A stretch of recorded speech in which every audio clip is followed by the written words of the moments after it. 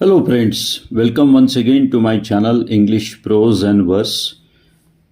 मान के चलिए कि आपको किसी भी एग्ज़ाम के पेपर में इस तरीके से आपको फिलअप्स सॉल्व करने के लिए आते हैं और आगे हर जगह पे आपको ब्रैकेट में क्या दिख रहा है, बी बी दिख रहा है, be be be be be दिख रहा है। तो यहाँ पे बच्चों में थोड़ा सा कन्फ्यूजन हो सकता है कि भाई इसमें करना क्या है, बी मतलब क्या होता है ना। तो ये कन्फ्यूजन को दूर करने के लिए आज का एपिसोड अपन बना रहे हैं। ठीक है, तो आज का एपिसोड आप टाइटल देख रहे हो, ग्रामर क्वेश्चन सीरीज का आज पार्ट 25 अपन करने जा रहे हैं।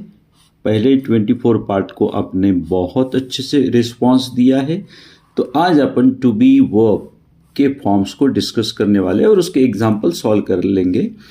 तो आपका ये जो कन्फ्यूजन है ये आराम से दूर हो जाएगा। You need not to worry about it. ठीक है, तो पहले सबसे पहले टू बी वर्ब फॉर्म्स होते क्या है उसको थोड़ा सा अपन चर्चा कर लेंगे and then directly we will solve the examples of it. तो इसके दो टाइप होते हैं, auxiliary verb, helping verb, supportive verb भी कहा जाता है इनको। जैसे कि यहाँ पे शी इज स्टडिंग, तो यहाँ पे इज जो है ये बी का फॉर्म है, यहाँ पे उसको ऑक्सिलरी वर्ब कहा गया है। और कभी कभी ये लिंकिंग वर्ब या मेन वर्ब की तरह भी एक्ट करते हैं, जैसे ही इज अ डॉक्टर, तो यहाँ पे मेन वर्ब नहीं है, तो यहाँ पे easy verb, is studying main verb है और इज जो है ये ऑक्सिलरी वर्ब है। लेकिन यहाँ पे और कोई वर्ब नहीं है सिवाय इज के, तो यहाँ पे ये लिंकिंग वर्ब या फिर मेन वर्ब की तरह एक्ट कर रहा है। ठीक है, तो ये टू बी के फॉर्म क्या क्या होते हैं इसके देख लेते हैं अपने एग्जाम्पल। तो प्रेजेंट में लगता है एम, इज, आर लगते हैं, ये प्रेजेंट की टू बी वर्ब फॉर्म है। पास्ट में वॉज, वेयर लग जाता है ना। प्रेजेंट पार्टिसिपल में बीइंग लग जाएगा। ए पैसिव वॉइस में आप बहुत बार देखते हो, या परफेक्ट कंटिन्यूस वगैरह में भी ये चीज़ आपको देखने को मिलेंगी, बीइंग, बीन। लेकिन इसका जो बेस फॉर्म होता है वो बी होता है और ये बी भी बहुत जगह पे इस्तेमाल होता है, खास तौर पे पैसिव वॉइस में इसका मॉडल के साथ में या वर्ब के साथ में इसको लगाया जाता है। सो ये होते हैं, है ना। अब थोड़े से आइडिया आपको आ गई होगी और जब अपने एग्जाम्पल सॉल्व करेंगे तो it will be, your idea will be more clear and it's easy not to worry about it at all. ठीक है, and we will solve the example. So let us solve examples of to be verb form, but in the examination you will be given just be दिया रहेगा बस। आपको ये फिर ये concept अगर आपको समझ में आ गया होगा तो ये आप आराम से सॉल्व कर सकते। So let's get started without any further delay. So we will read the first example, है ना। I dash very happy today. अब ये प्रेजेंट की बात हो रही, तो वैसे आपने देखा है प्रेजेंट में आपने को देखा है कि भाई am, is, are depending upon the क्या बोलते हैं सब्जेक्ट लगाया जाता है। तो यहाँ पे नेचुरली आई है और प्रेजेंट है। प्रेजेंट पूरा सेंटेंस आपको ध्यान से पढ़ना है, एंड तक पढ़ना है, थोड़ी सी जल्दबाजी नहीं करना है। टुडे मतलब आज का दिन है, मतलब अपन वर्तमान की बात कर रहे हैं, तो नेचुरली यहाँ पे लग जाएगा एम। सो आंसर क्या आएगा, I am very happy today. तो ये बी का फॉर्म होगा, इतना सिंपल है। ठीक है, next sentence, second sentence, she dash working on her project, है ना। वो काम कर रही है, अपने प्रोजेक्ट पे काम कर रही है, तो नेचुरली क्या आएगा शी के बाद में, she is working on her project. भाई वो फिलहाल अपने प्रोजेक्ट पे काम कर रही, सो यहाँ पे आएगा इज। ठीक है, अब देखिए थोड़ा सा सेंटेंस में ट्विस्ट भी होगा। They dash in the park yesterday, है ना। मतलब वो एक्चुअली बी का मतलब होता है होना, है ना। तो यहाँ पे अपन इसका एस्टरडे की बात है, तो यहाँ पे नेचुरली एम, इज, आर में से नहीं लगेगा, तो अपन क्या लगाएंगे। अच्छा, सब्जेक्ट भी देखना होगा और टेंस भी देखना होगा। एस्टरडे इंडिकेट्स इट्स पास्ट, ये कल की बात है, और सब्जेक्ट है प्लूरल, तो यहाँ पे पास्ट से अपने को क्लियर हो जाएगा कि वॉज, वेयर आएगा। But as the subject is plural, तो यहाँ पे लगाएंगे अपन were. They were in the park yesterday, वे कल पार्क में थे। इस सेंटेंस का मीनिंग ये हुआ। ठीक है, हाँ, अब देखिए, ही dash the best candidate for the job. यह जो बंदा है इस जॉब के लिए बढ़िया व्यक्ति है, द बेस्ट कैंडिडेट है, तो नेचुरली प्रेजेंट की बात हो रही है, तो he is the best candidate for this job, इस जॉब को करने के लिए ये लड़का या ये कैंडिडेट जो है बेस्ट चॉइस है, सो इज आएगा। देखिए है ना, the dogs that barking loudly at night, ठीक है, मतलब ये कल रात की बात हो चुकी है ना भाई। कल रात जो है, रात में जोर जोर से कुत्ते भौंक रहे थे, तो यहाँ पे आएगा, यहाँ पे मेन वर्ब तो बार्किंग है, लेकिन यहाँ पे सपोर्टिव वर्ब की तरह अपने को बी का फॉर्म लगाना है, और रात की बात हो गई है तो यहाँ पे लगेगा the dogs were barking loudly at night. देखिए आप हर जगह पे आप देखेंगे कहीं एम लगा रहे, अपन कभी इज लगा रहे, कभी वेर लगा रहे, फिर इज लगा रहे, फिर डिपेंड करता है कि सेंटेंस कौन से टेंस को इंडिकेट कर रहा है। इसलिए बहुत इंपॉर्टेंट होता है कि पूरा सेंटेंसेस अपने को ध्यान से पढ़ना चाहिए, ठीक है। अब I think it is okay.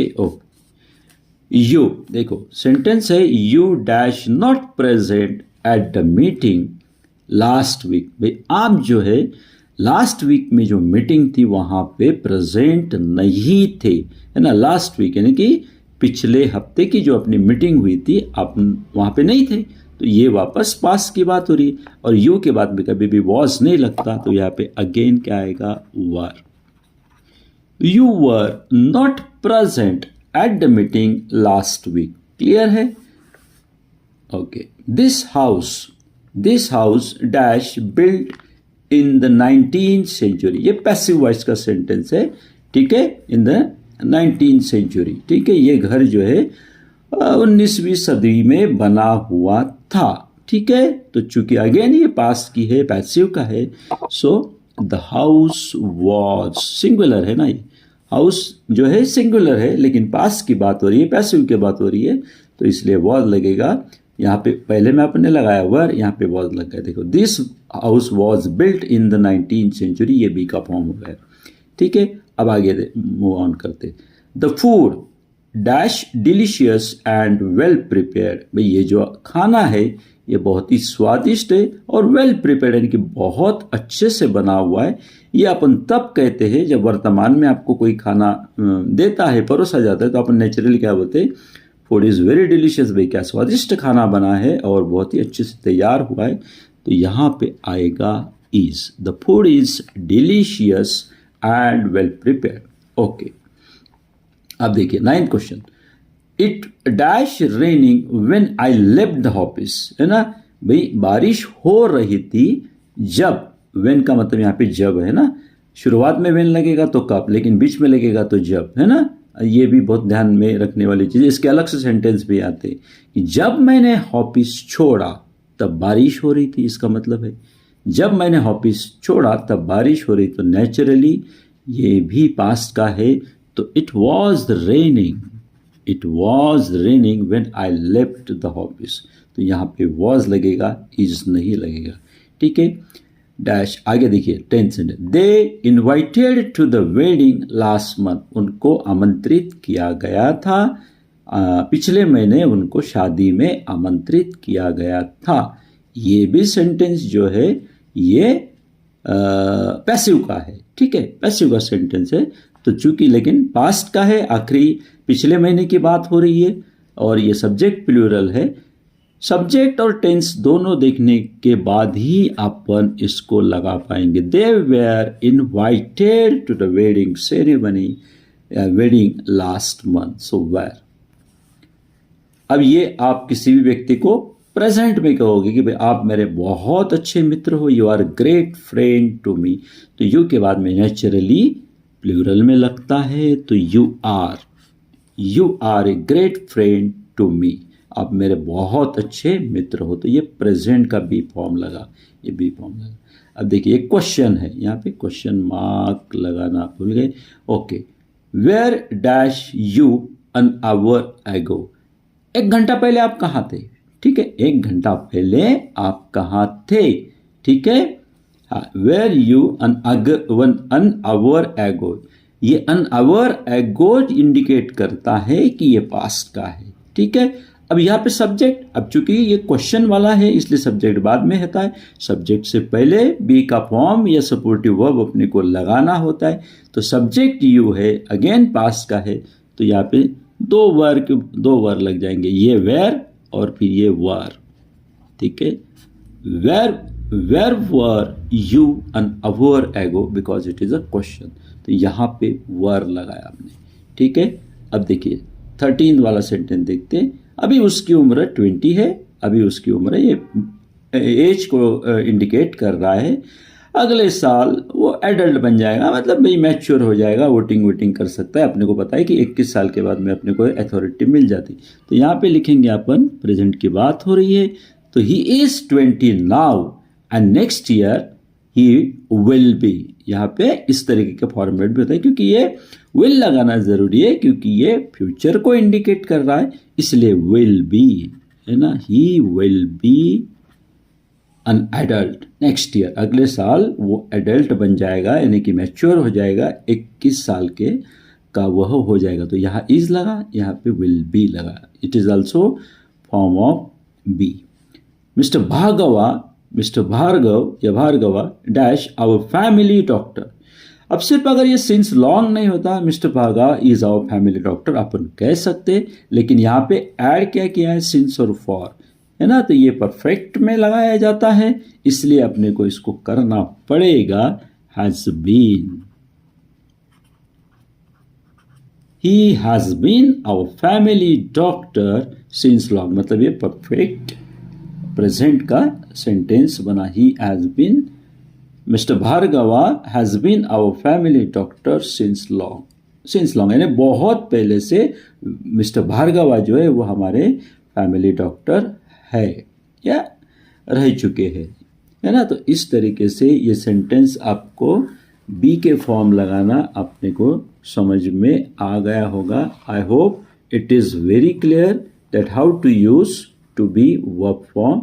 This is our grammar question series part 25, है ना। Earlier I uploaded 24 part and उसमें भी you have given a great response to me and I hope you will give the same response to this also. If you like my videos then please do like, share and subscribe. And साथ ही साथ में मैं आपको बताता हूँ, हर video में आपको बताता हूँ I am a blogger too. मैं 10th, 11th, 12th के lesson, poem, summary, question answer, exercise, essay, letter, इसको रिटर्न फॉर्म में भी मैं देता हूँ। और हर वीडियो के डिस्क्रिप्शन बॉक्स में और कमेंट बॉक्स में इसकी लिंक दी रहती है। और उसका वेबसाइट मेरी है www.reconciliations.com, and the link is given in the description box, so you can visit my website also, so you will get a written material in my website and blog link. So thank you very much for watching my video. See you in the next video. Till then, goodbye and take care.